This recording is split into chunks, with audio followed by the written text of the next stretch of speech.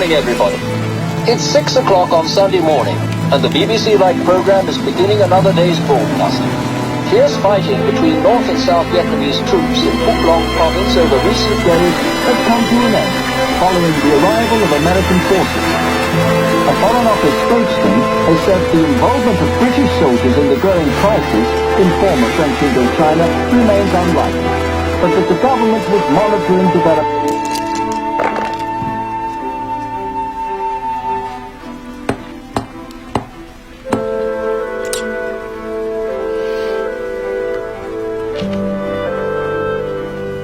Double?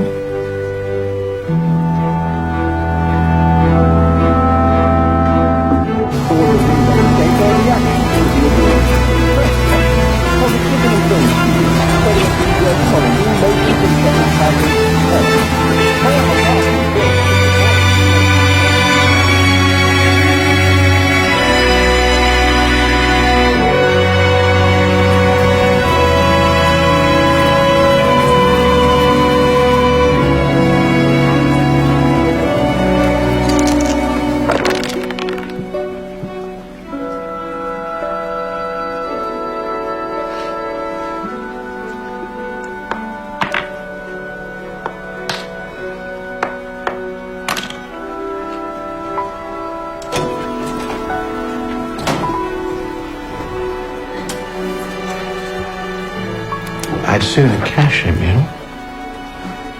But I suppose I can trust you.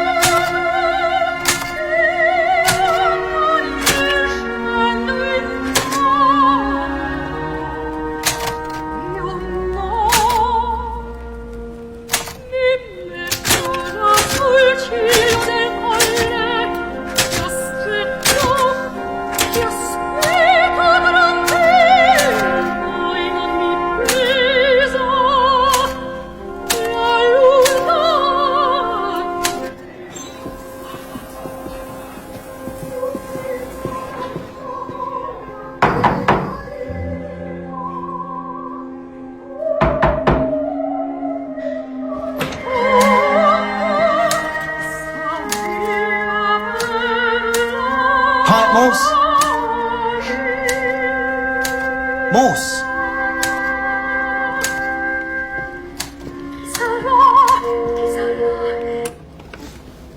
Pint? I don't drink. You know that. Have a squash. Sally's serving. The one with the Charlies. I'd like to, McLeish, really, but, On a Sunday? All work, old son. Well, it's good of you to ask, but another time. That's what you said last time. Your little butterfly,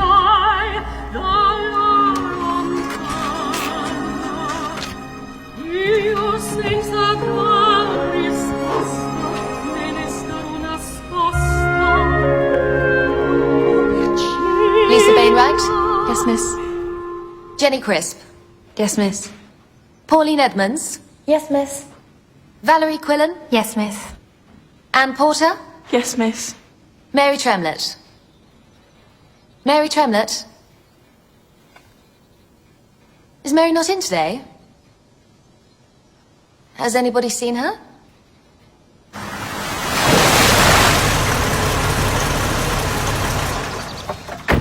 Crisp's daughter goes here, I heard. I wouldn't know. Any word on those extra bodies? Request has gone in for reinforcements from Carshall, due first thing tomorrow.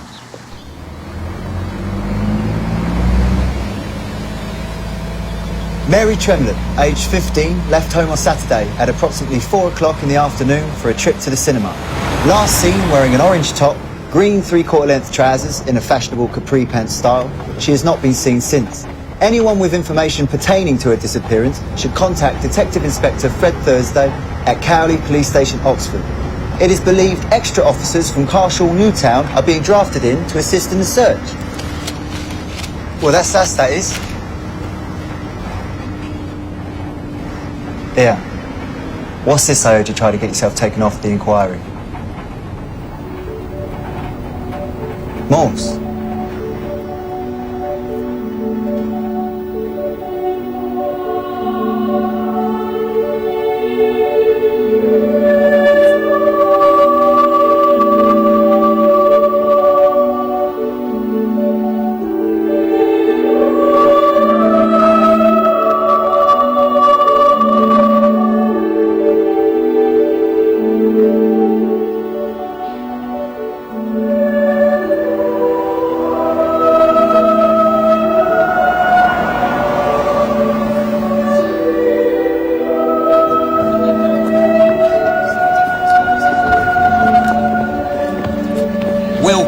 Duffel, Ellis, Wood, you're assigned to Banbury. D.S. McBain, he's waiting for you through there in the canteen. Cullen, Boyle, Madden, Mitchell, Kidlington, D.S. Anthony. Transport's through the yard. Hurry it up, finger out your arse. You two follow me. I suppose you're feeling very pleased with yourselves. Dreaming of cracking a great big juicy murder case, eh? Get your name in the papers? Yes, Sarge. Well, you can forget it. There's only 2 detectives in this, Nick. Me and the governor. And that's Mr. Thursday to you. Or Sir. Get in, go on. You're here to take up slack. Any questions? No? Good. I thought this was a missing persons case. You said murder. Oh, it's murder, all right. Sex case, like as not. The way they go around with all on show these days. Just not found her body yet. So, duties. McLeish, office, duty log. Telephone calls, any and all information received. Sarge. E. Morse. Your governor says you know the area. College boy. That right? Right, door to door. Get that lot circulated. You can't tell from those, but she's a redhead, well developed for her age. Someone would have seen her. Shops, offices, railways, commuters. Commuters? If she left Oxford by train on Saturday afternoon, well, it's unlikely she'll have been seen by the weekday crowd, wouldn't you think? Well, I don't think. I follow orders. Anyone want me, I'm with the governor. Kept that under your hat, didn't you? Bloody Oxford.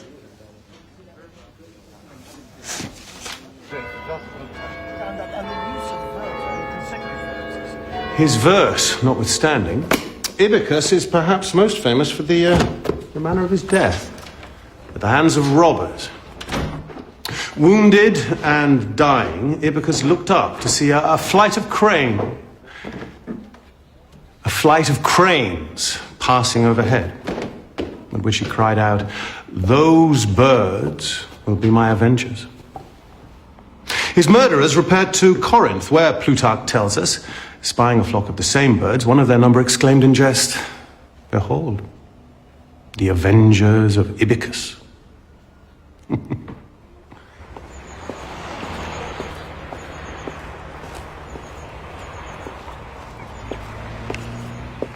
Bathrooms on the first landing for proper washing.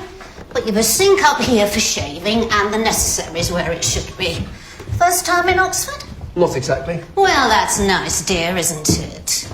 This was Mr. Bleeny's room. He stayed here the whole time he was at the Bodleian. Do you know how long you'll be in residence? I'm afraid not. No. Well, it's just yourself and two other gentlemen at the minute. Mr. Goldberg and Mr. McCann. Very nice they are. Tea's at 6:30 as a rule. But I can do you a boiled egg. Oh, that's very kind of you, Mrs. Crabben, but I'll get something out. And I'll let you get settled.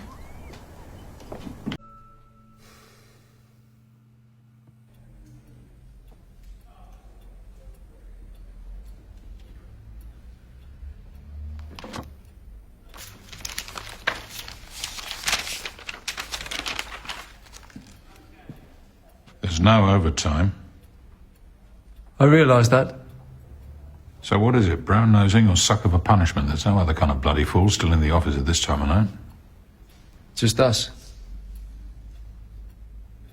I thought I should take a look at the Tremlett case files.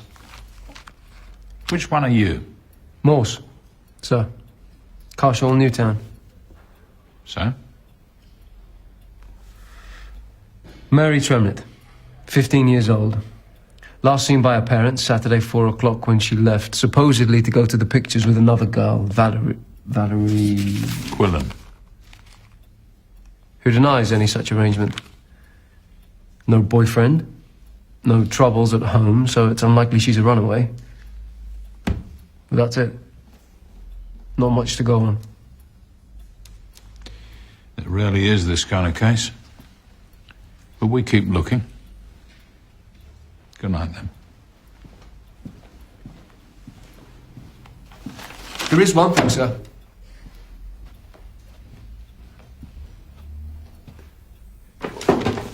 Going through this list of her belongings at home, she's a copy of the Oxford Book of English Verse by her bed, together with a Shropshire Lad and the Betjeman Collected. Young girls like poetry. Young girls like Mary Tremlett. Too highbrow for a girl whose father works on the GMC assembly line, that's your point? No, my point is that they're hardbacks. Beyond the pocket of a schoolgirl, I'd have thought. Just struck me as odd, that's all. Maybe they were a present. Her parents, school prize even. There's official lines of inquiry we're following, Morse. Poetry books isn't one of them.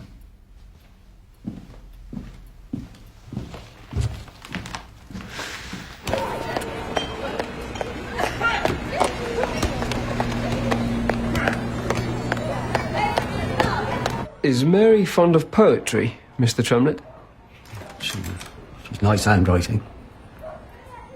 The teachers commended her on it. A+, last report. Sharon, my eldest, she's visiting. Please. How'd you do, Miss Tremlett? Mrs. Feely. I had her read out some of her essays to the class. The house isn't the same. Find her, will you, please? Find our Mary. What is it you're looking for? Oh, just filling in some of the background. So you weren't here Saturday, then? I dropped by the afternoon to see to Dad's tea, but I went straight home after. About 5. Where's home? Droitwich. We had a stock take Sunday, see? Freeman, Hardy and Willis. I'm deputy under manageress. And your husband? He's in carpets. Travelling. We're not together anymore. You close to your sister, Miss Feely? Not really. All this fuss. It'll just be some stunt. Attention seeking. What makes you say that? Because she's always been the same. When Mum was alive, she spoiled her rotten. Dad, too. Whatever she wanted. Their blue-eyed girl. Silly little cow.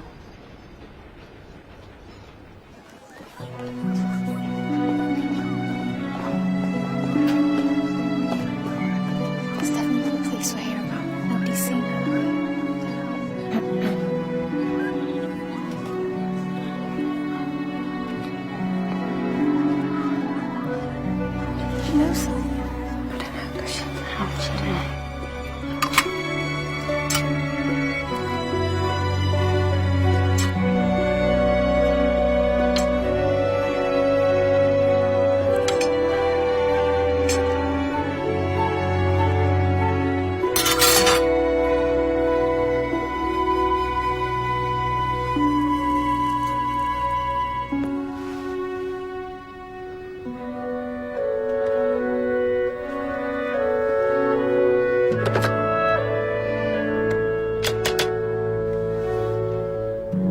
Extension 255.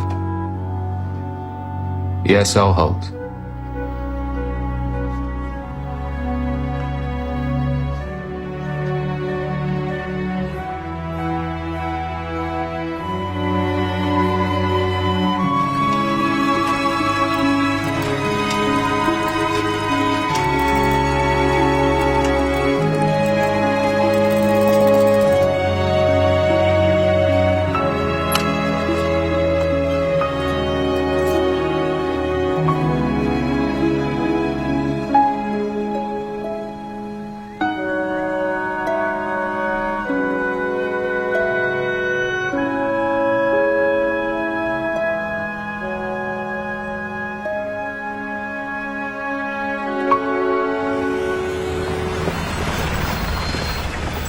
Morning.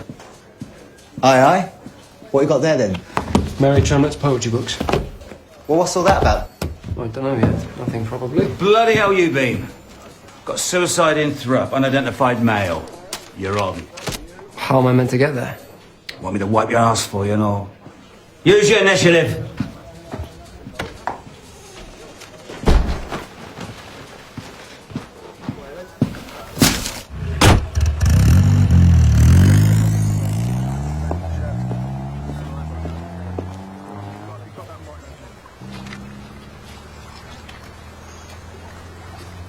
Morning. Not for this poor sod. You are whom? Morse. Detective Constable. On attachment from Newtown. You're the pathologist, I presume? Better hope so, hadn't you? Otherwise, I'm making one hell of a mess of your scene of crime. Max de Bryn.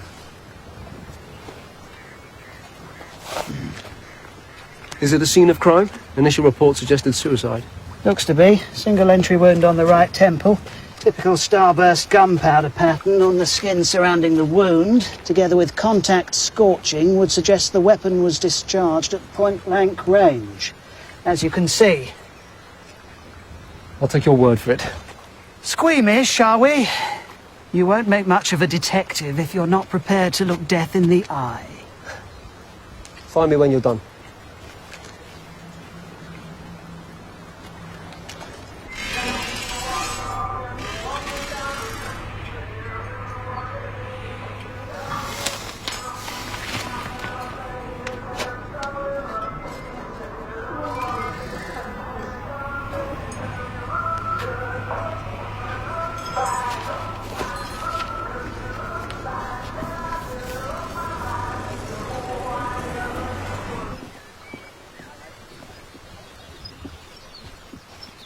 Finished? The hors d'oeuvres. Entree this afternoon, 3 o'clock sharp. You can give me your findings over the telephone, can't you? You know, there's a word for people like you, Morse. Is there? Necrophobic. A word for people like you too, I imagine. Anglo-Saxon, though, rather than Greek. Weapons are Webley. Mark 6, if you're interested. Yeah, .455, standard army issue. Not entirely a fool, then. Not entirely. Time of death? Yesterday, between 8 and midnight. Did he leave anything behind? Beside his grey matter upon the greensward? I was thinking more of a note. Not that I've come across. He might have better luck at his lodgings. This was in his pocket. Miles Percival. Address is in Jericho. I don't suppose there's any chance of a lift.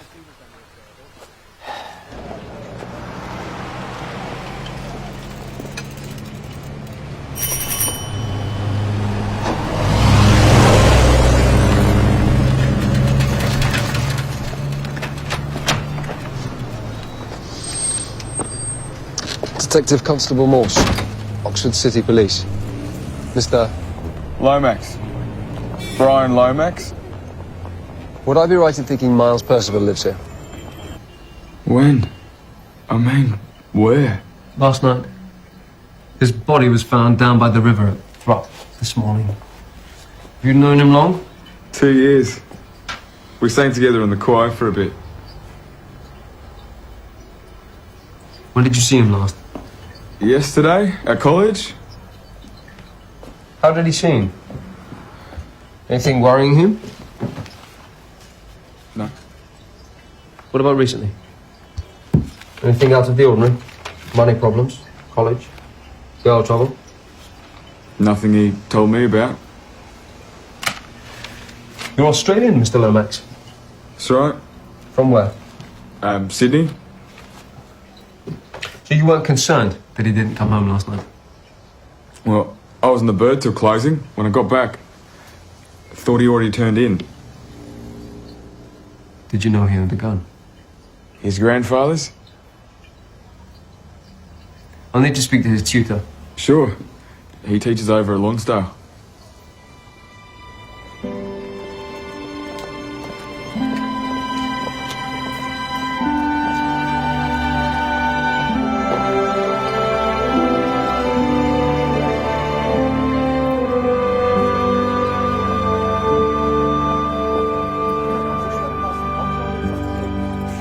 Boss. Morse. Good God. Hello, Alex. I don't believe it. What the hell are you doing here? I'm looking for a colleague of yours, Dr. Stromming. Well, what's your business with him? Police business. I'm a policeman. Police? Well, the last I heard, you'd run off to join the Foreign Legion. What happened? Didn't take? It was the Royal Signals. But no, didn't take. You're still... climbing the ladder of Academe? Oh, yes. All the way to the topmost rung. And master one day, I suppose. Well, you always were ambitious. Well, genius does what it must. Walk with me. I'm late for lunch. I can't... No, you won't find Stromming in today. Home, probably. Porter will give you the address. One must marry well, you see. More than the half of it here if you want to get on. You taking the plunge? Not yet. What was the name of that girl we were keen on? Lived on St. John's Street. Wendy, was it? Susan. She preferred Susan. Did she? Did she? And you to me, as I recall. Still, all's fair. Well, I oughtn't keep you from your, But good to see you, Morse. Very good. A word of advice. As an old friend. Whatever it is you're about in college, mind how you go. They won't take kindly to an interloper. Particularly one of their own. I'm not sure I was ever that. No. Well, dig me out. We'll have supper. Proper catch-up.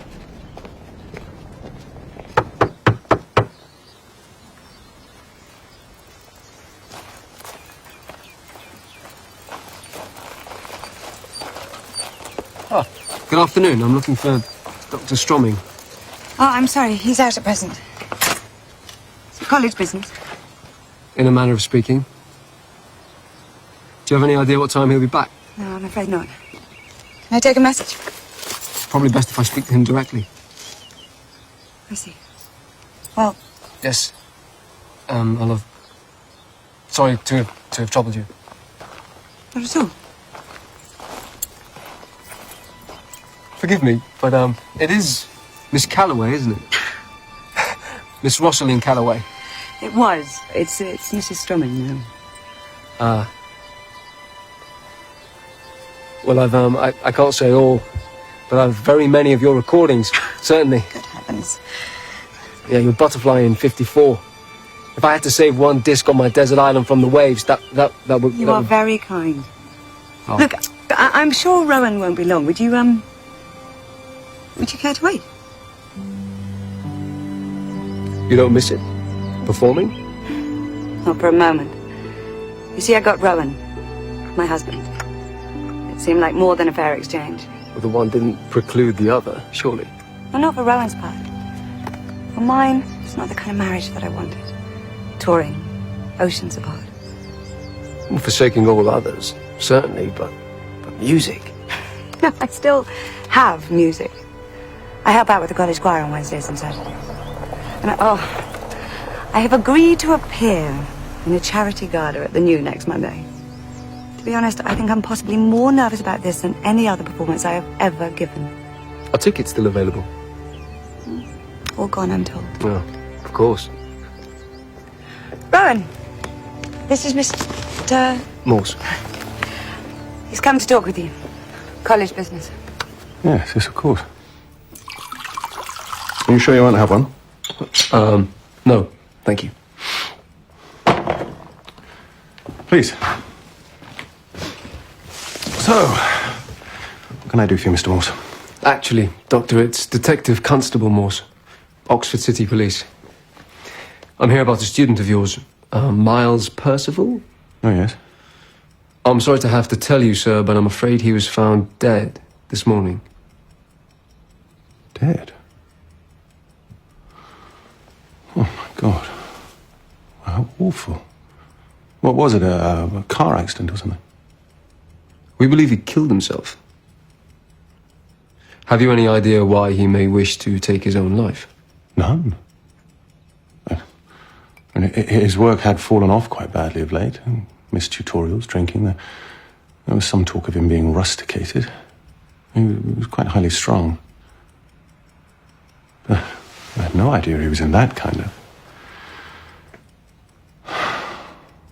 My God, the poor boy.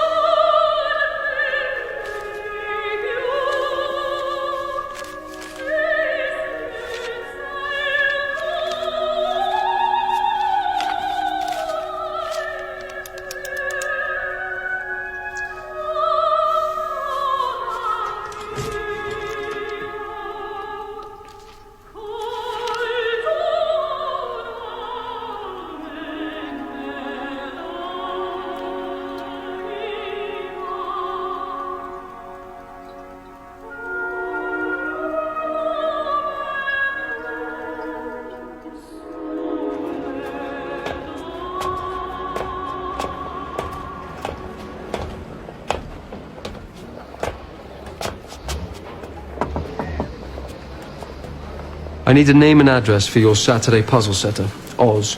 Out of luck then, aren't you? He's anonymous, like most of them. Well, you send his fee somewhere, presumably. Fee? This is Oxford. They do it for the honour.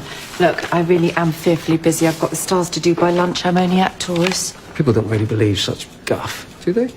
You'd be surprised. The chaplain at Christ's has just declared for reincarnation.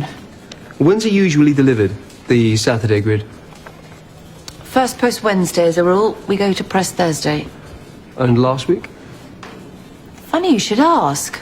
Came in late. Caused quite a flap. In the end, a young chap dropped it round. Well, what did he look like? Like a young chap. Undergrad, I suppose. Gave it to one of the subs. I caught a glimpse. Well, perhaps I could speak to this sub. We'll have to scour the Cairngorms, I'm afraid. Walking holiday as of Monday. Very well. Well, if you remember anything else. Of course. Thank you. What did you say your name was? Morse. Why? Have we met? I don't think so. Another life, then?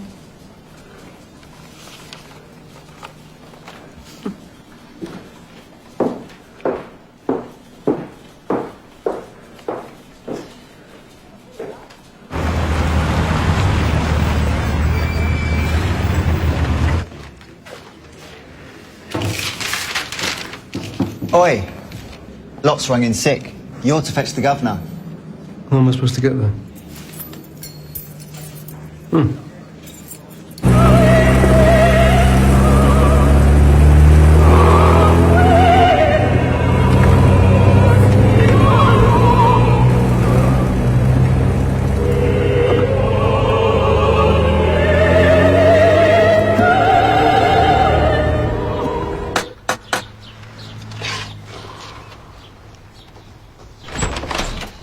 Oh, no DS lot today. I'm well, sir. You don't say. Ah, Friday. Must be corned beef. Ah, what I tell you. Comes to reliability, the fixed motion of the heavens has nothing on my win. Anything overnight? Actually, there is something I wanted to talk to you about, sir.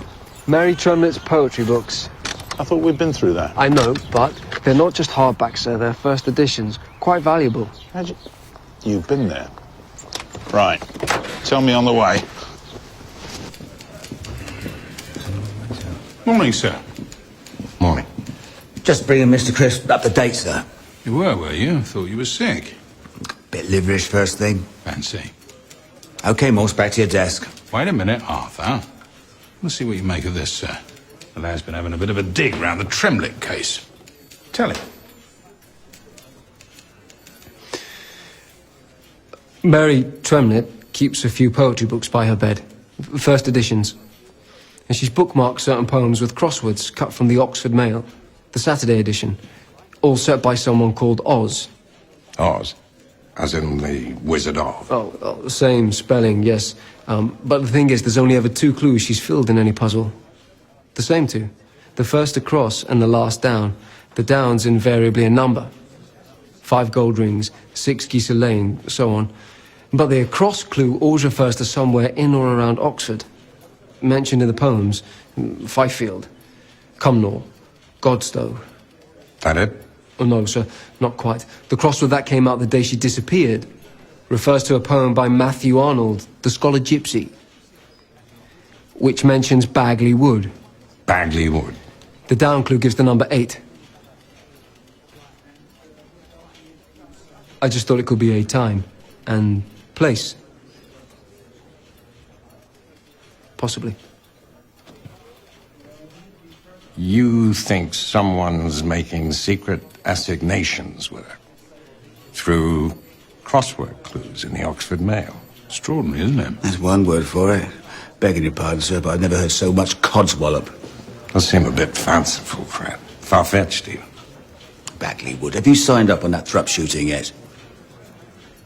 Then I suggest you see to your duties before you start gallivanting. Bloody crosswords. Just come through from the information room, sir. A body's been found by ramblers. Young girl, redhead. Looks to be Mary Tremlett. Where's this? Kennington, out by Bagley Wood.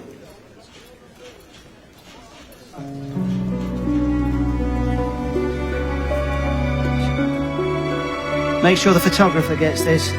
Back of her right hand. It's already smudged. It looks to be FLA 17 something. Letter B, possibly. Car registration? Or flat, maybe. Flat 17B. Then what? Post-mortem? Formal identification first. Morse can run me. You better keep an eye on the search. Organise a few snaps of her outfit before it goes for forensics. Get them out there. Might jog a few memories. Very good, sir. Who's a clever boy, then?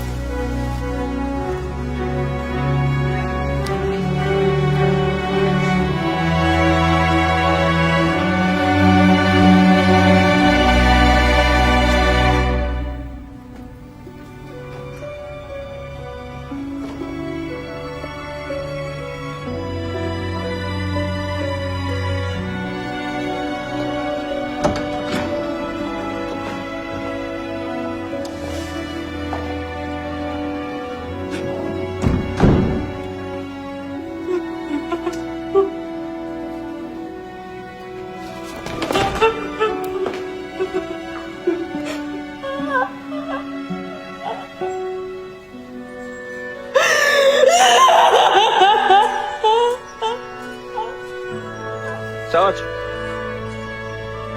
Come here.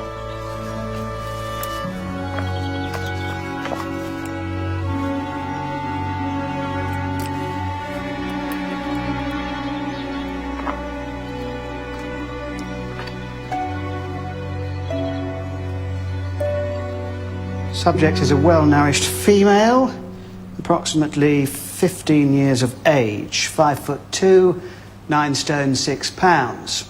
So, we begin with a lateral incision across the cranium.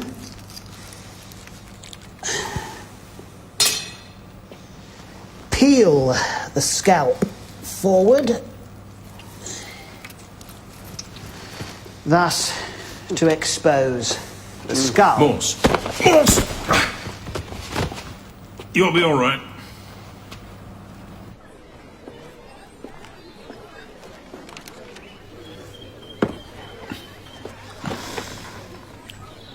Actually, sir, I don't drink. Very commendable. Now get that down here. If you're going to apologise, don't. You first? Well, like that.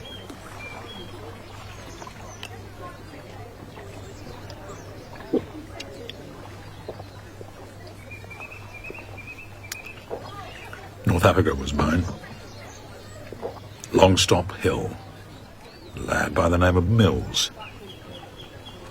Gunner Mills. Not a mark on him. I thought he was asleep, till I turned him over. Mortar.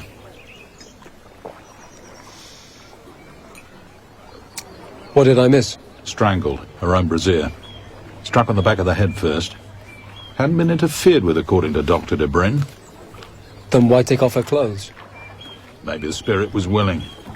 Saturday night, he'd had a skinful, tried to have his way, when he couldn't manage it. She'd been pregnant at some point within the last 6 months. Very professional job, was the doctor's opinion. So there was a boyfriend? Our man Oz. The search turned up a gent's wristwatch near to where her body was found. The face is smashed, which gives us a time of death. 8:16 Saturday night. Oh, and her stomach contents turned up half a pint of Welks. Talk to her mate Valerie. See if she's been holding back. She might open up more to someone nearer her own age. Right. Mary Tremlett told her father she was going to the cinema with you Saturday afternoon. Any idea why she'd say that? I can understand if you've been wanting to protect her, maybe her reputation. But as of this morning, things have changed. For the worse, I'm afraid. You saying she's dead? So it's important you tell me the truth now. Do you understand? Where was she going Saturday night? Who is she seeing? I don't know.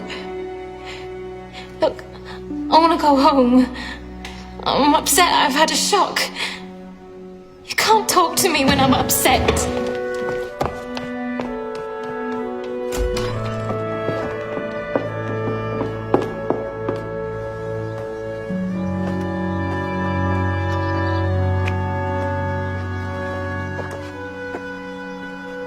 Are you here about Mary? We were best friends before she fell in with Valerie's crowd. You're not part of that? No fear, little tarts. They used to rag on us when we first started. Only last year Mary and Val got really pally. And then a couple of weeks ago they had a big bust-up. Do you know what it was about? Mary thought Valerie was trying to steal her bloke. They had a fight over it. Did Mary ever mention anyone called Oz? A nickname, maybe? Not to me. And who's Mary's boyfriend? Johnny Franks? He's a car mechanic. Works at a garage over in Pike Town. All Valerie's gang go there.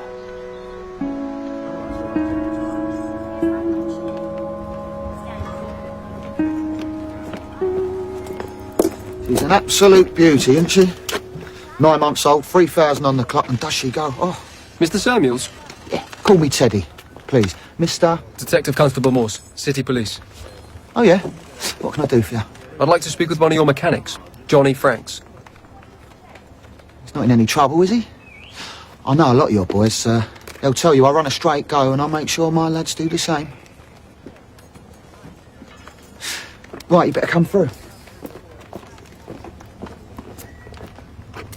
Have you seen Johnny? Where were you Saturday night, Mr. Franks? Railway Arms in Didcot. Anyone vouch for you? Yeah, the rest of the team. Darts. I play in the league. We were away to Didcot on Saturday. What time did that finish? 11ish. I suppose we got home around midnight. Right then. Not quite. I understand you knew Mary Tremlett. Yeah, slightly. It was more than slightly, wasn't it? You were her boyfriend. I don't know where you got that. Look, I got a few birds on the go, but Mary weren't one of them. I mean, I might have given her some old chat, but that's as far as it went. What about Valerie Quillen? What about her? Well, she had a fight with Mary. Over you, the other week. I wouldn't know about that. A lot of young girls hang around the garages, Constable. You know what they're like at that age. Lad mad. Yeah? They get an idea in their head. What can you do? Mary did have a boyfriend, as it goes, but it weren't me. Miles something, college sort, begins with a P. Miles Percival? Yep, that's it, Miles Percival. You want to know about Mary, you should go talk to him. Mary broke it off with Miles 6 months ago. Was he sleeping with her? What sort of a question is that? She was 15. He wanted to marry her for God's sake. Said he was saving himself. Was Miles Percival keen on crosswords, Mr. Lomax? Miles? God, no. No, I couldn't stick a crossy at any price. Didn't have that kind of mind. I used to drive him nuts. You did? Hey, look, you've no idea what he was like. It was awful. After she left him, he was either drunk or, in the end, he got into his head that she was seeing something else. Did he say who? He thought that I... It's absurd. You did know her, though. Oh, Miles brought her to a drinks party. She seemed very personable, very quick-witted. Really, it was just one of those stupid things.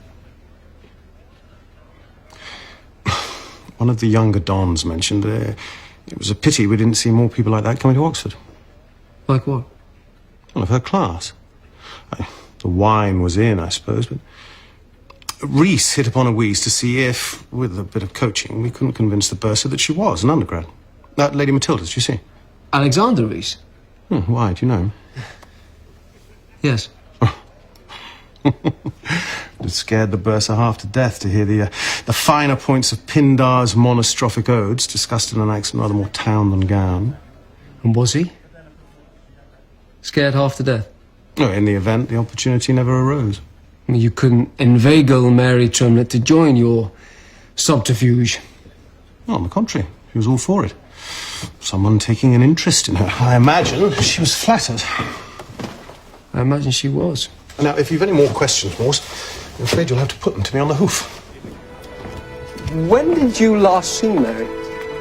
Sometime early in the year. And when you were tutoring her? Once a week, once a fortnight, something like that. After lectures, at home, in case of when one could fit her in. Well, since you knew Mary, I'm bound to ask where you were Saturday night. I was at home. Anyone confirm that? My wife. Your wife has choir practice of a Saturday evening, doesn't she?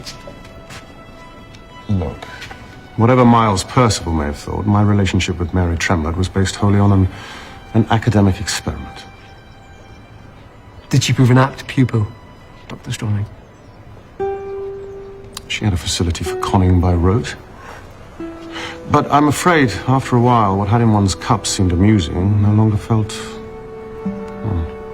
quite right.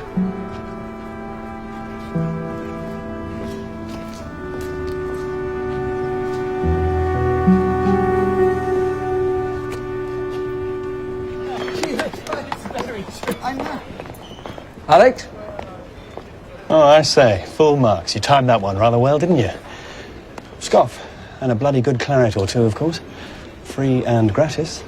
I won't, if it's all the same. On duty, I suppose. There's something I need to talk to you about. Mary Tremlett. This bet that you've got with Rowan Stroming. Ah, I see. Ronald? Yes, I was wondering why you were creeping about in college. Is there anything more to their relationship, aside from this bet? Well, I wouldn't have thought so. Filled a sweater well enough, but a mite odalisque to my taste. Tout avec frites, I suppose. Take the girl out of Cowley. You didn't used to be so cruel. Poor old Morse. You were never Oxford material. Too bloody decent by half.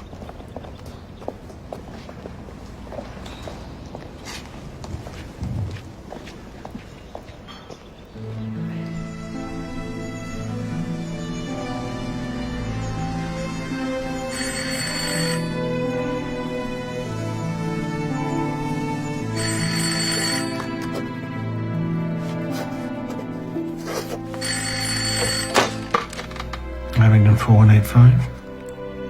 Yes. Yes, I have. Shocking. No? Well, I think that's wise. Listen, I'm just about to leave for London. You can reach me there if there's anything you think I should know. Flaxman 1788. All right?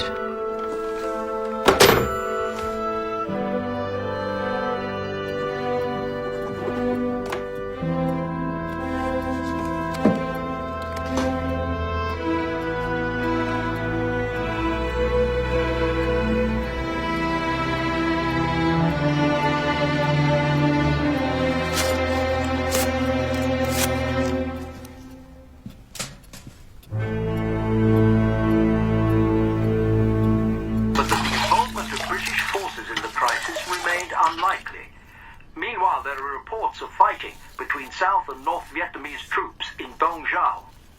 In other news, an early handwritten draft of Ozymandias by the poet Percy Bysshe Shelley is to go on show at the Bodleian Library in Oxford. Gifted to the library in 1890. Boneless and bare, the lone and level sands stretch far away.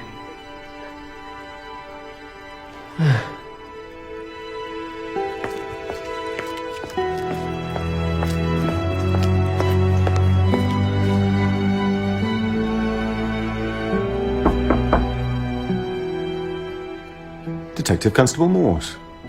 What brings you here?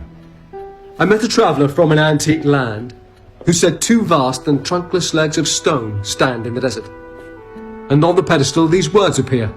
My name is Ozymandias, King of Kings. Look on my works, ye mighty, and despair. I'm afraid I don't... Oh, I think you do, Dr. Stroming. Or would you prefer Oz? Ozymandias. Look on my works, ye mighty, and despair.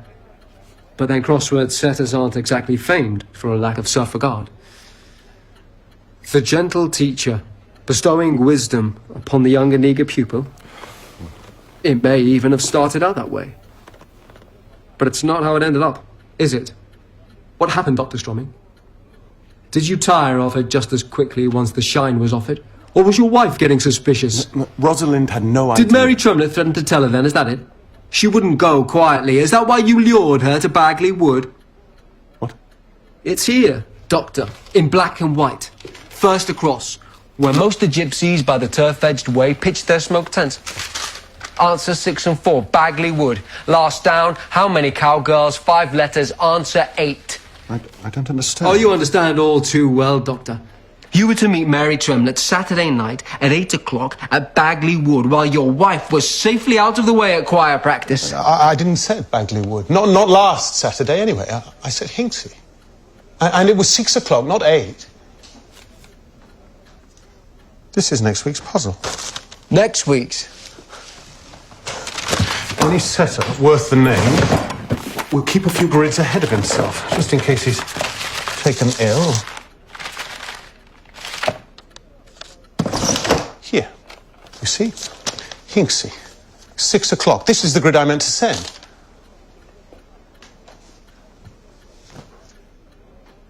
So that's why she didn't turn up. I submitted the wrong puzzle.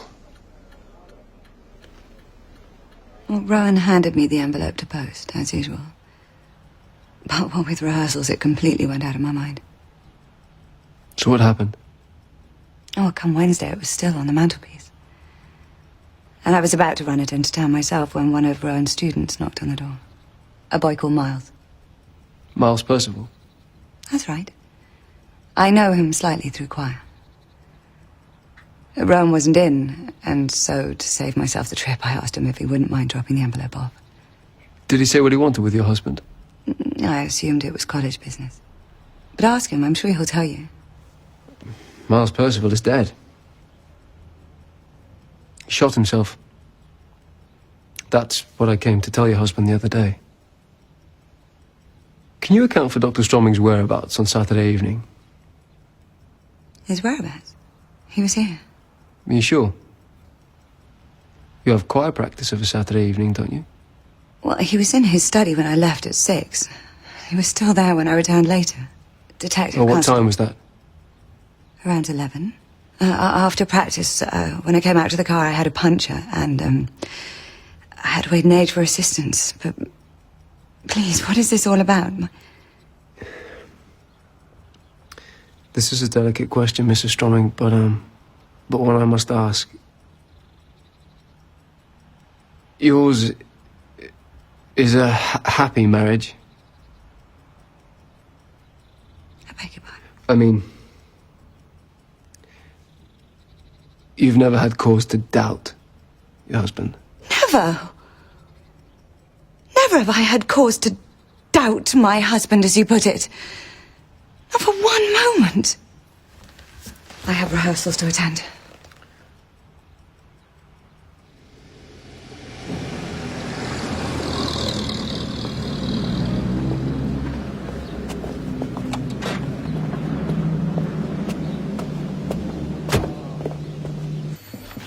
BTS crisp what you told me, all right?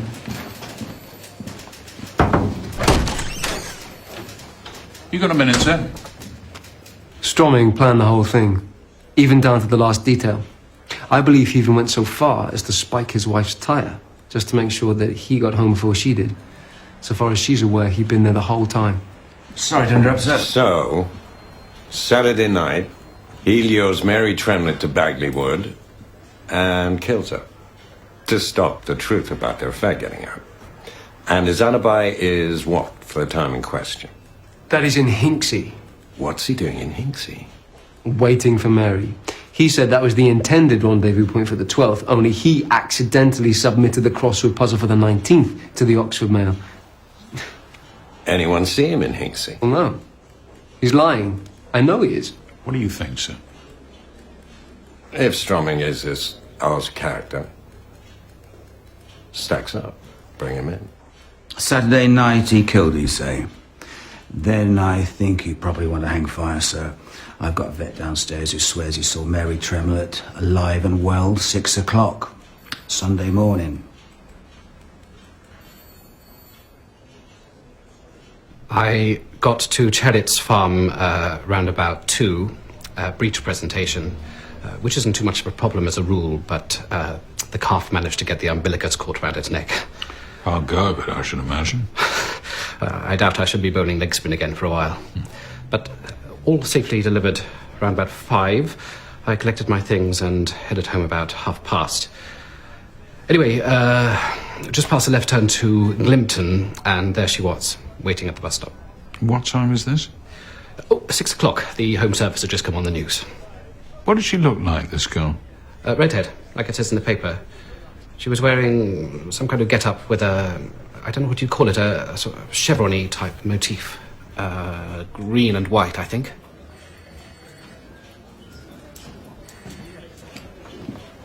You were 12 hours out. It wasn't 8:16 Saturday night Mary Tremlett was killed. It was 8:16 Sunday morning. This vet saw her waiting on the first bus to Woodstock. Do you believe him? No reason not to. He's identified the dress. I've spoken to Mrs. Stroming, sir. 8:16 they were in church. Her and her husband both. St. Saviour's, vicar confirmed. Which puts Stroming in the clear. He might have had an affair with her, but the rest of it, no go, I'm afraid. But she was found in Bagley Wood. He's put in the wrong puzzle, like he said. Mary Tremlett goes there, Stroming never turns up. Then why doesn't she go home? Where does she go Saturday night until this vet finds her at the bus stop Sunday morning? Well, I didn't say I had it pat. Maybe she met someone. But however you look at it, the long and the shorts, we're back to square one. Maybe not, sir. This watch we found by the body. It's engraved on the back, 8th of October 1964. A wristwatch is often given as a coming-of-age present. I checked on that suicide that Morse was supposed to be dealing with, Miles Percival. Who? Mary Tremlett's ex-boyfriend. Who? What? Don't you think that's something you might have mentioned? I ruled it out. You did you? Percival's date of birth, 8th of October 1943. Spoke to his parents, they confirmed they gave him a watch last year, matching the one we found. Anything else you left off telling me?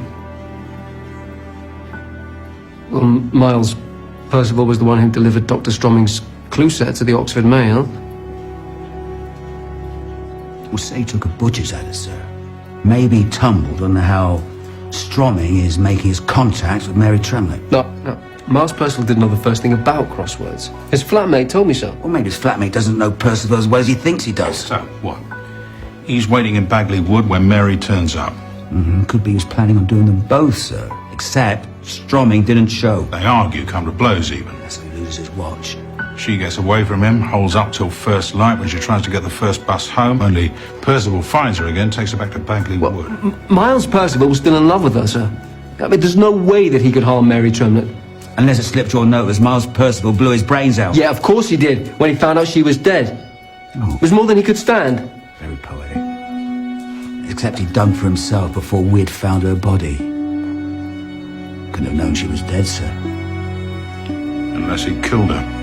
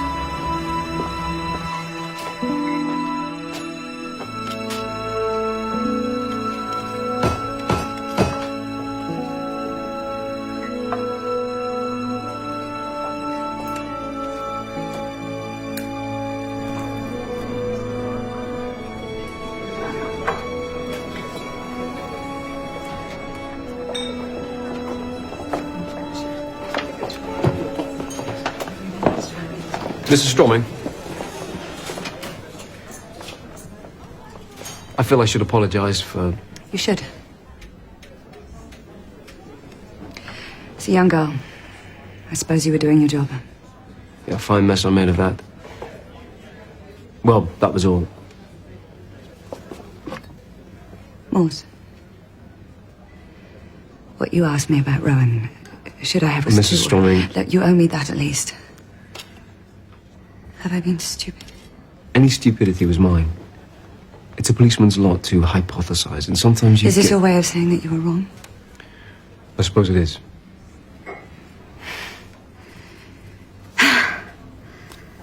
Sorry, I have been going out of my mind after what you said. Well, think no more of it. Any man with such a wife as you would have to be mad to seek happiness elsewhere. I don't think Dr. Stroming's mad.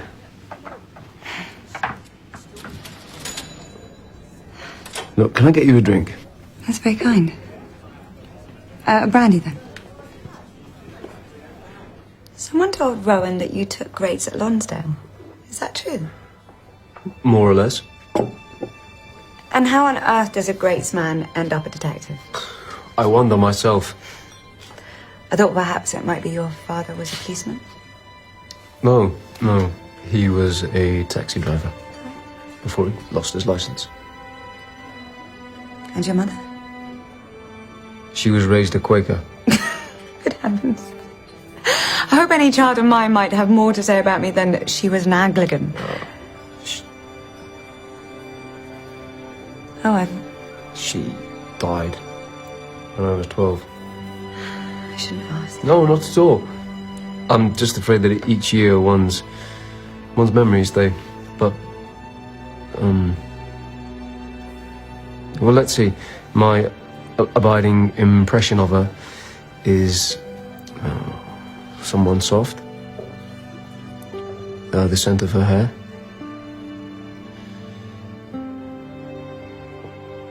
Tenderness.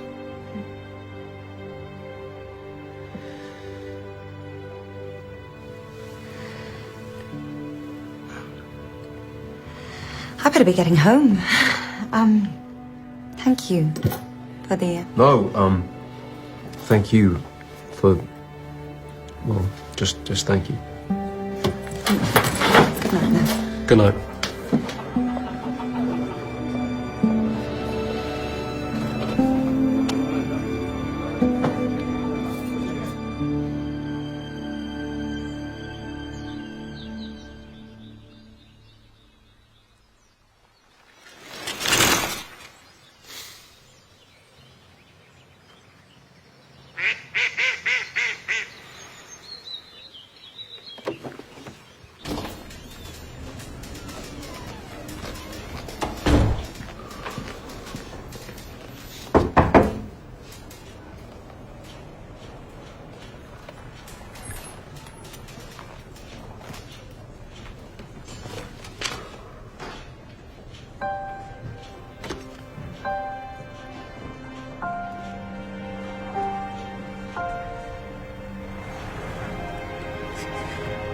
Please don't tell my dad. Please. I won't. He'd kill me if he found out. I won't say anything. I promise. Where were you, Jenny? Mary introduced me to this man she knew. He had these parties. Big house at Wolvercott. We thought at first it would be a giggle. But it wasn't. Last Saturday, Mary was there. There was a few of us went. Me, Val, Mary left early though, around 7. There was a row over it. He didn't want her to go. Who? Who didn't? Who threw these parties? Wait till you get in it. You've got the leather seats and the walnut dash. She's a real beauty. Yeah. Oh, hello. You changed your mind about the car? You're aware of the age of consent in this country, are you, Mr. Samuels? How the law stands in relation to procuring, say? Len, could you see to this lady and gentleman for me? That's a bloody good sale you've just cost me there. Well, I hope by the time I'm finished, I'll have cost you a great deal more. Mary Tremlett was a regular attendee at your parties, along with several other girls from Cowley Road School. Now, I want the names and addresses of the men you pimped them to. Listen, Sonny Jim, you want to watch your mouth. I don't know who you think you are coming in here with talk like that, but I won't have it. I'm a respectable member of the business community, and I'll be treated as such, or you will find yourself back on point duty quick as. Now get out of my office before I have someone break your legs, you little bastard. Go on, get.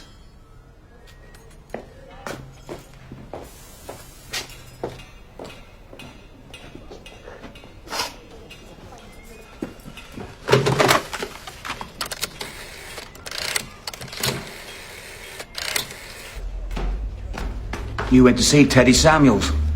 Yes, he's running parties out of some big pile by Wolvercott. Underage girls. Mary Tremlett was there Saturday night. I don't care where she was Saturday night. She was fit and well Sunday morning. Miles Percival picked her up. Yes, well, he would have been hard-pressed to do that, wouldn't he? Seeing as he didn't own a car. What the bloody hell do you think you're about? Pursuing inquiries. And who gave you leave to do that? I did. On your way.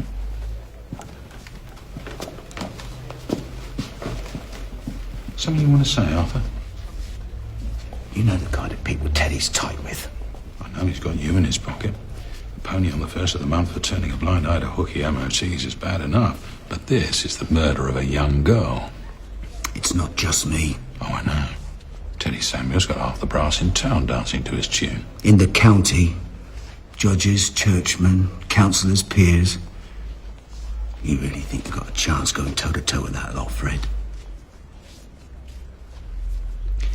I think you should take a couple of weeks furlough, run Irene down to the caravan and have a long, hard think about early retirement. You off your nut? It's that, or put in for a transfer. Your choice. Either way, don't show your face in here again. I'd hate to have to pinch you, Arthur. You wouldn't dare.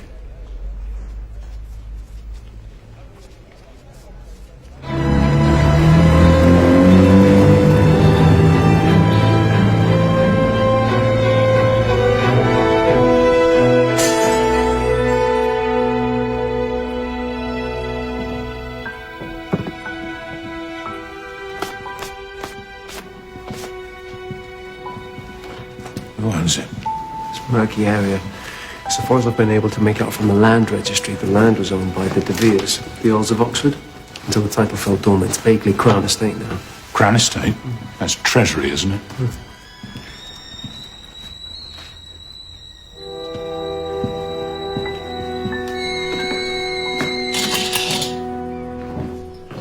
you want a brew? I'm just warming the pot. There's no milk, I'm afraid. There's lemon, though. Who the hell are you? Dempsey. Inspector Thursday, isn't it? And Constable Morse. That was you putting the windows on, was it? What's your business here? Well, presently, a bit of light housework. Defence of the realm is my bailiwick. National interest. Pax Britannica and all that. What are you, special branch? More or less. Yes. Why not? Get bloody cute, I'll run you in. Home Office Extension 255. Have the duty man put you through to Colonel Dolman. He'll vouch for my bona fides. No. You'll hear about the girl. What do you know about it? All you need to know is she left here alive and well about 7 o'clock on Saturday evening. Trust me, whoever's killed her has nothing to do with this. What is this, exactly? Tarts in high places. HMG won't wear another scandal. We're still going round with a dustpan and brush after Cliveden. This is a murder inquiry. And I hope you catch him. But if you keep digging around in this spot, you'll be taken off the case. I wonder what the papers would have to say about the Department of State obstructing a murder inquiry. Concealing evidence. Never see light of day. We'd stick a D notice on it and you'd be looking at a nice long stretch for breaching official secrets. Who are you protecting? I wouldn't be doing my job very well if I told you now, would I? Are you sure you won't have a brew? Bastards like these is business as usual. So what? Some leg breaker in a guard's tie called Stumps and we just walk away, is that it? I want a list of who else was at this little shindig of yours. Look, Inspector, I happen to count a good number of your superior officers amongst my close circle, yeah? Or should I say, square. I would hate for any of them to be embarrassed. You know what I mean?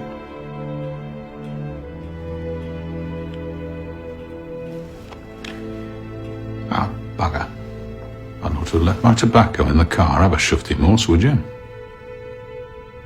Now.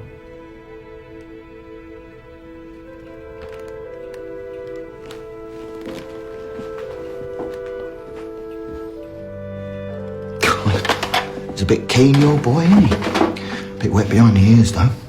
Want a drink? Scotch, have you got it? Soda? As it comes.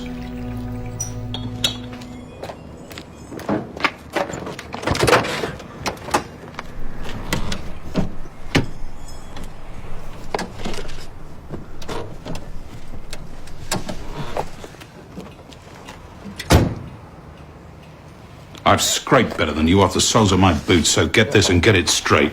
I don't care who you pimp to or whose pal you are down the lodge. You try and come it with me, I'll break you.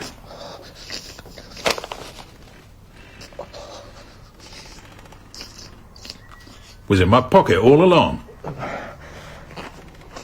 Mr. Samuels has come over with a nosebleed. I told him to keep his head back. We all done then, Teddy. You've made a big mistake. And that makes two of us. You can keep the hanky.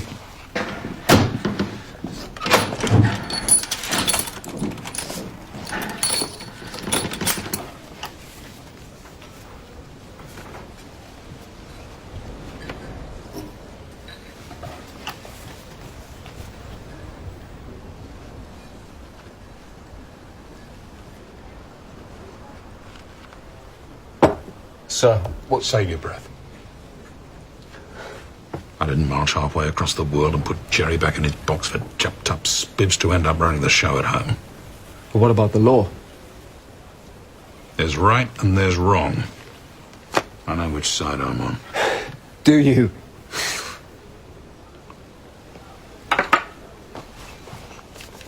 Well, I don't care how much it is. I'm not interested. I think you will be.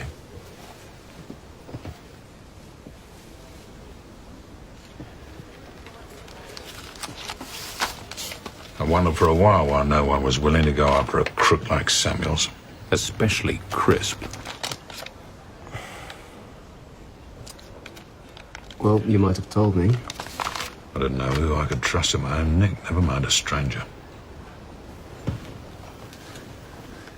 You think Teddy Samuels killed Mary Drummond?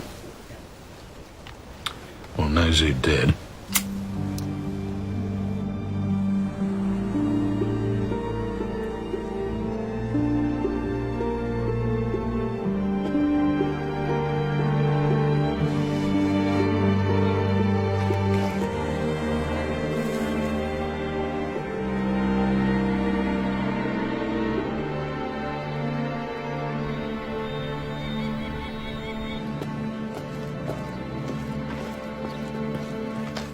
Inspector Thursday in yet? Gone to see the Tremletts. Do you know much about women's clothes? Besides, they look better off than on. Why? So this someone said. I was trying to remember. Boss? Detective Chief Superintendent Crisp wants you. Morse?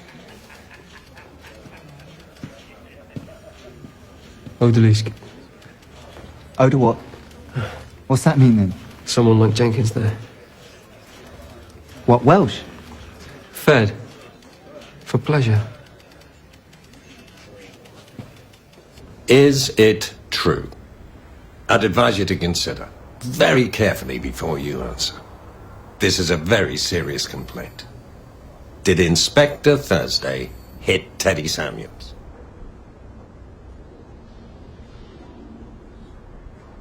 No, sir.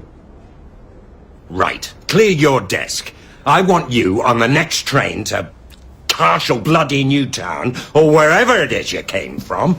I've no use for troublemakers. My letter of resignation. It's been burning a hole in my pocket this past week. Perhaps you'll see it reaches the appropriate channels. Get out!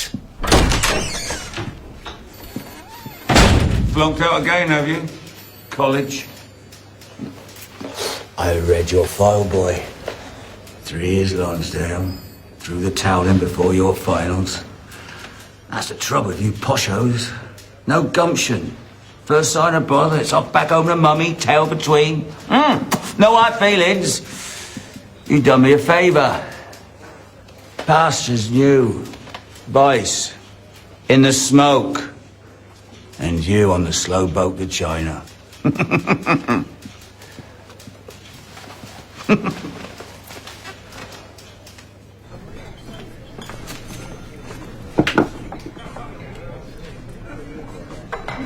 What will you do? Praise the God of all, drink the wine and beer, and let the world be the world. Another? Nah, got mine in the shop. Did you ever make any headway with what was on the back of her hand? What was it? FLA? 17B. Or 178. We tried it as a vehicle registration, FLA 178, but nothing doing. And if it was flat 17B... Yeah, there was something missing off the end, though, wasn't there? Another letter or number, I think. Maybe. It's hard to say. Why? What? Oh, just... well... nothing. Doesn't matter. Well, it's no longer my concern. Hey, tell Thursday, if he wants to know who killed Mary Tremlett, find out where her clothes came from. Did Mary ever mention a Teddy Samuels? Runs a garage round the back of Parktown. It's not a name I've heard her mention. Is it you, Shah? She's got herself caught up with this bloke, then, has she? It's just we're interested in anyone she may have known through him. She ever go to Wolvercote, so far as you know?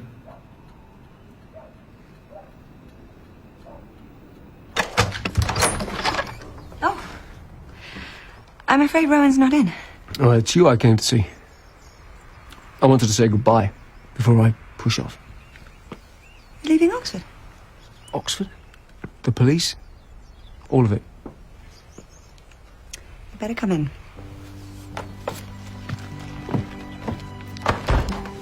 I, took the liberty. It seemed too good an opportunity to let pass. It's seldom one gets to meet one's heroines. Heroine? Surely not. Yeah, more than you could know. Is it you saved my life? Extraordinary thing to say. It's true, nevertheless. The place that I grew up was a grey, unfeeling nothing. Then one day I heard your voice, and I knew for the first time that there was beauty in the world.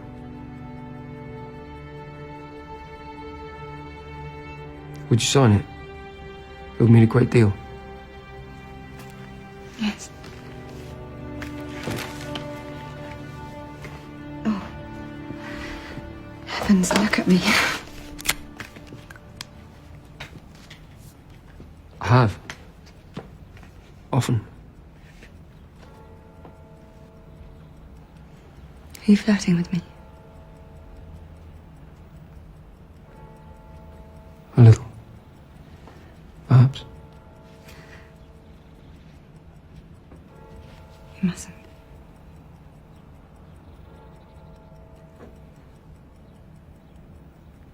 I love my husband. Very much.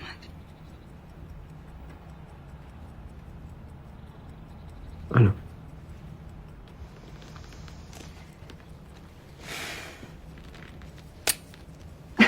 What shall I put?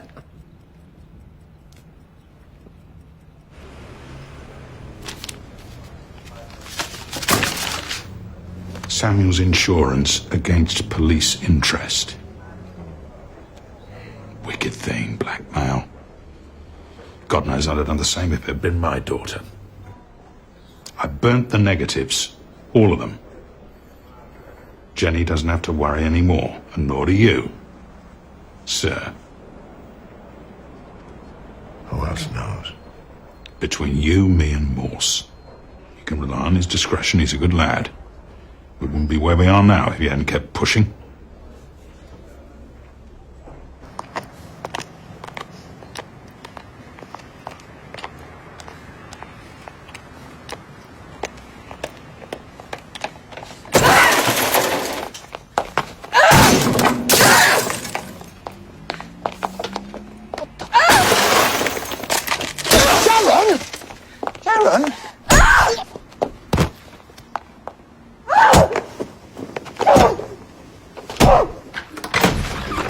thank you for the coffee and...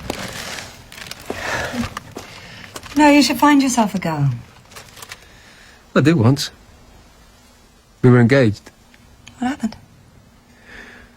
Oh, someone she'd left behind. There'd been something in her first year, and after it ended, she took up with me. But not to be. I'm sorry. Truly. Or perhaps better to have loved and lost. So I'm told. Oh, goodbye, Mrs. Strumming.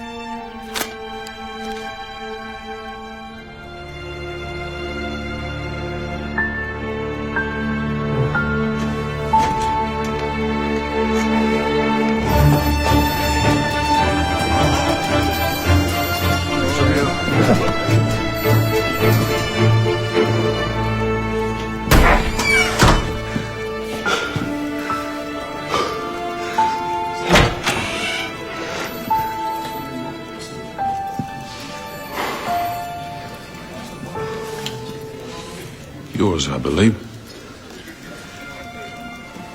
There's been a development. He had to pay.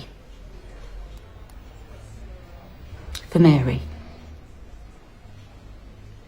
I mean, I knew he was bad, but I never thought his own daughter.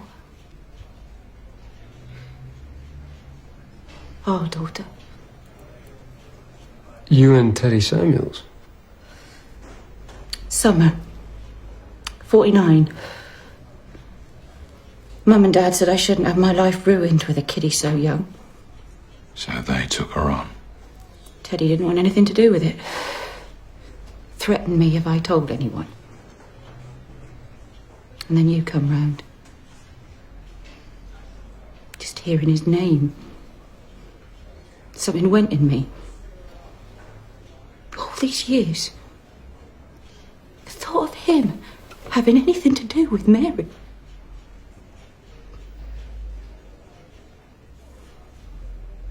I'm not sorry.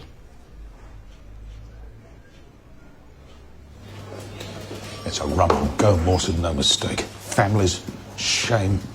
How's it any fault of a kiddie what side of the sheets it's born? No flesh and blood, and yet all this. As if we didn't all get here the same way.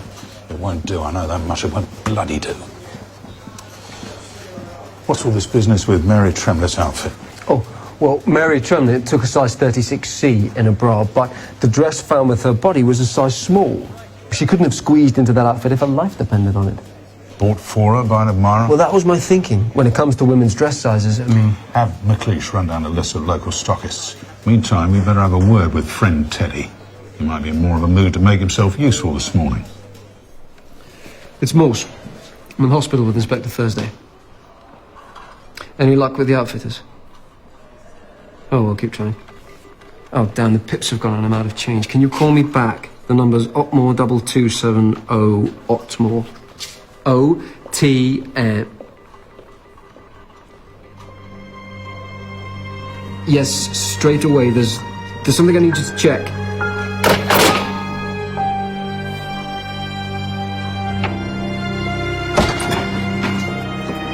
She's done a proper job on him. If that's pulled through, the doctor says he's likely a vegetable. How do you make out? Percival's in the clear. Not only did he not have access to a vehicle, but, according to Lomax, he couldn't even drive. That's not all. What?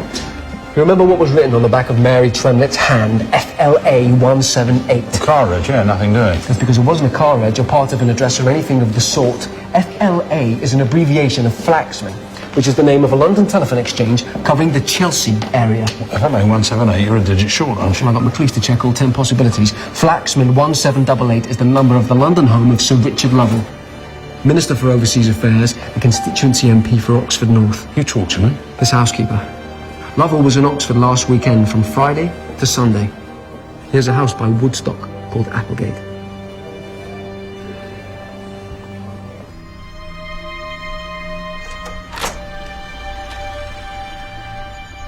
Detective Inspector Thursday, sir. Detective Constable Morse. Wonder if we might speak to you a moment. With me? Certainly. Please. So, what can I do for you? I'm hoping you'll be able to tell us how your London telephone number came to be found written on the hand of a schoolgirl murdered last Sunday in Bagley Wood. My telephone number? Flaxman 1788. That is your phone number. Yes, it is, but how this young girl came to have it, I'm afraid I haven't the foggiest. Her name was Mary Tremlett, a redhead. She'd been one of the young girls you'll have met at Teddy Samuel's parties. You attended one last Saturday at Wolvercote. I don't think so. Sounds most unsavory. Dear, dear. Dear, dear. A young girl strangled and left naked in the woods, and all you can say is dear, dear. Morse.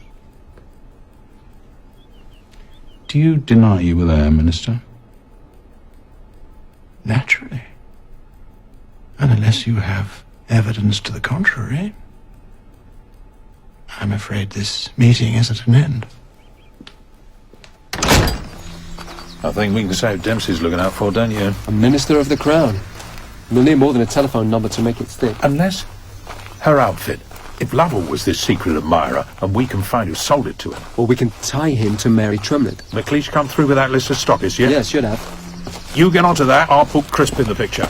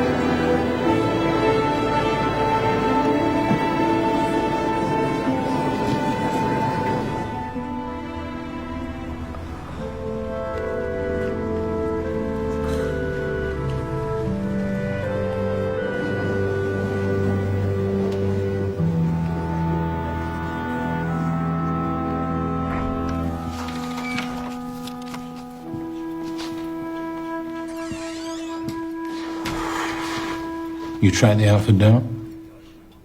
Then we got him. What? Welks. Mary Tremlett's last meal. Eaten an hour or so before she died. That's not my idea of breakfast.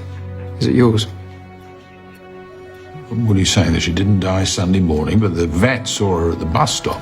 Well, yes. And no. Either way, it wasn't Lovell who killed her. The awful thing is, it all started as a joke. A wager between two fools who should have known better.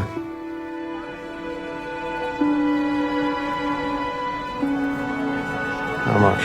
£5. You're on. Flattered by Stroming's attentions, perhaps even believing herself to be in love with him, Mary Tremlett threw herself into their affair, abandoning the young man with whom she had hitherto been close. Distraught, Miles Percival confided his fears to the one person he thought might be able to bring Stroming to heel. Mrs. Stroming, can we have a word? I doubt that she believed him. but gradually she came to realize the truth.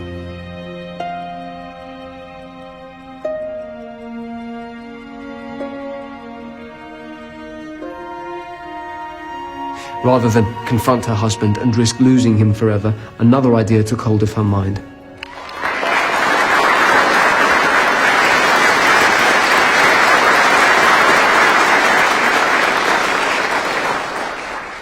So she began.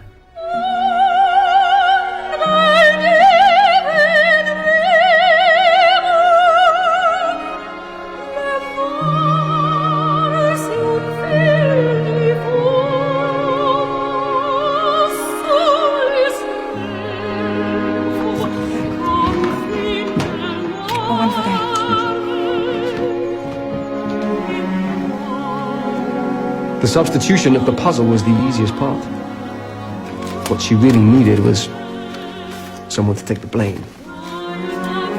She already had the perfect candidate.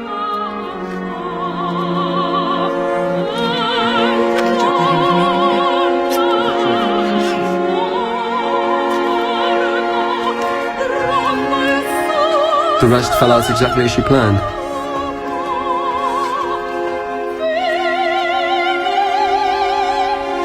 On Saturday evening, Mary Tremlett left Samuels's party for Bagley Wood, expecting to meet her lover. Only it wasn't Dr. Stromming she found waiting. Mary. I believe Rosalind Stromming was waiting for her with some kind of crowbar.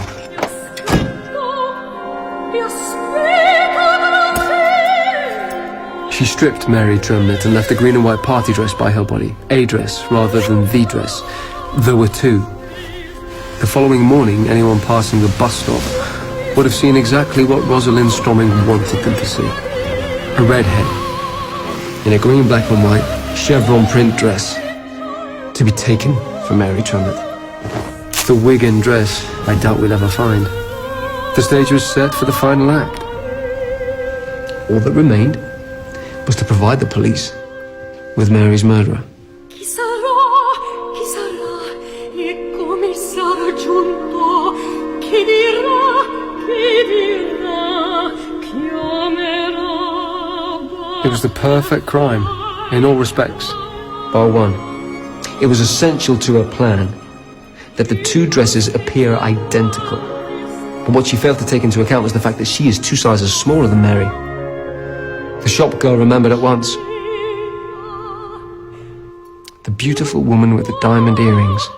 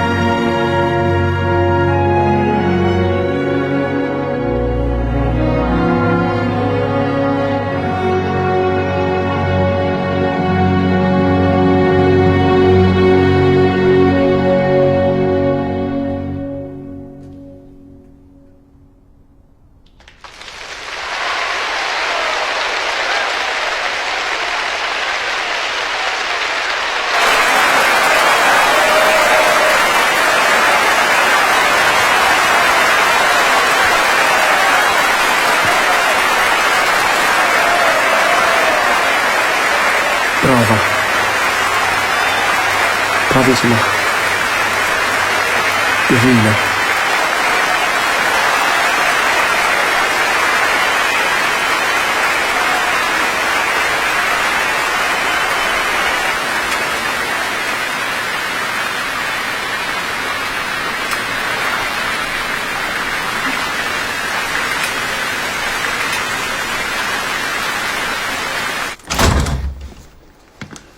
So, what's this about? Your decision to resign from Her Majesty's government and retire from public life. My what? We thought grounds of ill health. Spare everyone's blushes. She was 15. Dickie.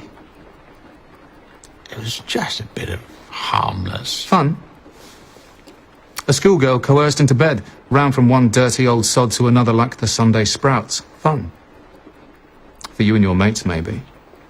This is ridiculous. Ridiculous. A government minister at a sex party. Writing his telephone number on the hand of a teenage girl. Now that's ridiculous. We've kept your name out of it. So far. But there's a young copper chasing this, and he's not so willing to play the game. Morse? Explain to him. Oh, I've tried. Not for sale. You do the decent thing, his governor might be able to rein him in. We'll see what Harold has to say about it.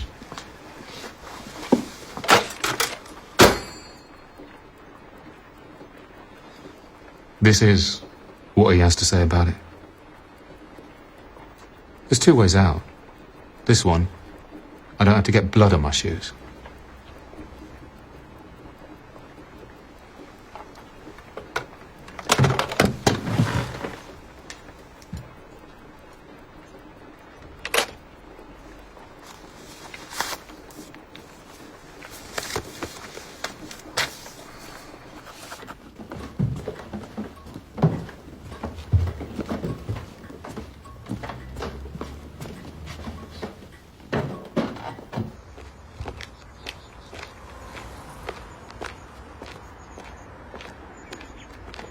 What time's your train? It's 1:15. Sleep? If I'd have worked things through sooner, if I'd have realised... Stop. The if game's no good to any bugger. You keep on, it'll drive you around the twist. I know. Rosalind Stromming was dead from the moment she decided to kill an innocent girl. Or dying, at least, inside. Whatever was good of her. Come on, then. You're going to make that train. Mind if I drive?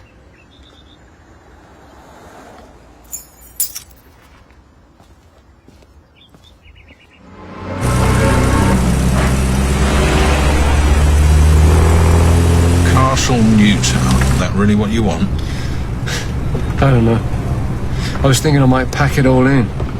Pick up my degree. The world's long on academics, Morse, but woeful short of good detectives. Things as they are, I could use a permanent bag man. I mean, we did pretty well this time out. Give or take. I'd see you right, of course. Make sure we get you through your sergeant's exam, eh? With the proper encouragement. Who knows? What you've got to ask is, where do you see yourself in 20 years?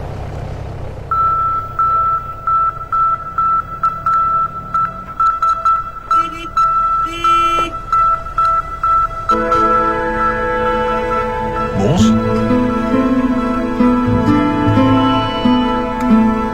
Endeavour